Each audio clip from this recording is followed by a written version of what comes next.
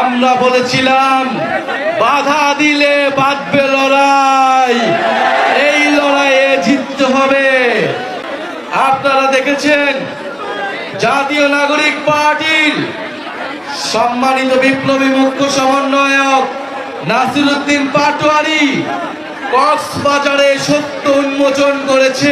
সংগঠকের মাথা ফাটিয়ে দেওয়া হয়েছে। এর সময় আমরা বলেছিলাম বাধা দিলে বাঁধবে লড়াই, এই লড়াইয়ে জিততে হবে। আমরা আজও বলতে চাই বাধা দিয়ে জাতীয় নাগরিক পার্টি তারুণ্যের শক্তি, চট্টগ্রামের শক্তিকে থামানো যাবে না। প্রিয় সংগ্রামী চট্টগ্রামবাসী, আমরা চট্টগ্রামের যে অপরিকল্পিত নগর ব্যবস্থা রয়েছে, এখানে পানি ব্যবস্থার অভাব রয়েছে।